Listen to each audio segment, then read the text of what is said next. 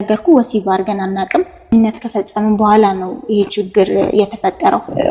ያንቺ ብልት በጣም ሰፊ ስለሆነ በቃ ሸውደሽኛል። አንቺ በቃ ችግር የለውም አጠያይቅልሻለሁ፣ በቃ መፍትሄ እፈልግልሻለሁ። መርጌታዊ እነዚህ የባህል ሐኪም ቤት አለ አይደለ? አካባቢ ደግሞ የሚቀባውን ብልቴ አካባቢ ይቀባዋለሁ ማለት ነው። ሴክስ እያደረግን እያለ ምንም ለውጥ የመጣ ነገር የለም ማለት የዛኔ ነው የታወቀኝ። በጣም ሰፊ ነው የኔ ብልት ማለት ነው። ከዛ ማለት ከማንም ወንድ ጋር እኔ ግንኙነት አድርጌ አላውቅም።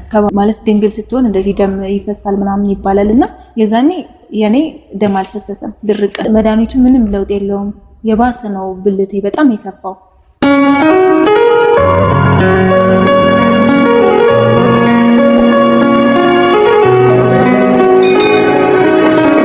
የምኖረው ወደ ሴሚሲ አካባቢ ነው። ከባለቤቴ ጋር የተዋወቅነው ትምህርት ቤት ውስጥ ነበር የተዋወቅነው። መጀመሪያ ማለት አንድ ሰፈር ነበርን፣ አንድ ክላስ ውስጥ ነበር የምንማረው። መጀመሪያ ፍቅራችን ማለት ቀጥታ ወደ ፍቅር አይደለም የገባነውና ኖርማል ጓደኛሞች ነበርን። ከዛ በኋላ እያለ ኮሌጅ ስንደርስ ወደ 12ኛ ገብተን ኮሌጅ ስንገባ ነው እንደዚህ የፍቅር ጥያቄ ጠየቀኝና ከዛ በኋላ ወደ ፍቅረኛ ማለት ከባሌ በፊት ጓደኛም አልነበረኝም። ማለት ከድሮ ከልጅነቴ እሱን ነበረ በጣም የምወደው የልጅነት ጓደኛዬም ፍቅረኛዬም ስለነበረ ከዛም በፊት ምንም ጓደኛ አልነበረኝም። ማለት በጓደኝነት 1 አመት ቆይተናል በጓደኛሞች ማለት ነው። ፍቅር ውስጥ የገባነው ደግሞ ኦልሞስት 2 አመት ምናምን ይሆነናል። ልጅ ማለት ገና አልወለድንም። እኔም ገና ስለሆንኩኝ ያው ብዙ ማለት በእቅድ ነበር የምንሄደው ከባሌ ጋር እና እሱም ብዙም አይፈልግም እና ልጅ አልወለድንም ነው እስካሁን። ማለት እሱ አይፈልግም፣ እኔ እፈልጋለሁ። እሱ ግን ልጅ የመውለድ ፍላጎት የለውም በጭራሽ። እንቆይ ምናምን ይለኛል። እኔ ፍላጎት ቢኖረኝ እኔ እንጃ አላውቅም። እኔ ሁሌ ነው የምጠይቀው ግን አስፈላጊ አይደለም። አሁን ብዙ የሚስተካከል ነገር አለ። ሁሌ እንደዛ ነው የሚለኝ። ብዙ የምናስተካክለው ነገር አለ፣ ብዙ ነገር ያስፈልገናል እና ቀስ ብለን እሱን እንደርስበታለን ይለኛል። ከዛ እኔም አላጨናንቀውም፣ ችግር የለውም በቃ ማለት ለሱ ስል ብዙ መስዋዕት ነው የከፈልኩት፣ ብዙ ዋጋ ከፍያለሁ። ማለት ቤተሰብም እንደዚህ ይተዋወቃሉ፣ የኔ ቤተሰብና የሱ ቤተሰብና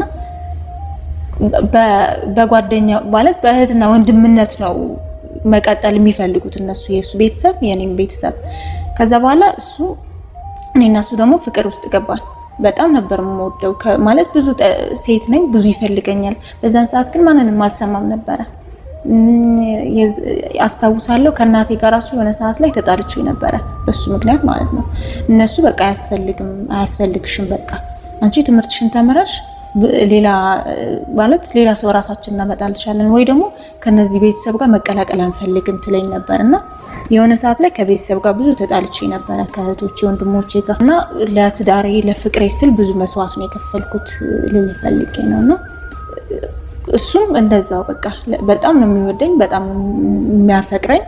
በተለይ ደግሞ ኮሌጅ ስንገባ በቃ ፍቅራችንን እየጨመረ መጣ። እኔም ከቤተሰብ ስወጣ ስራ ይዤ ስወጣ በቃ እንገናኛለን፣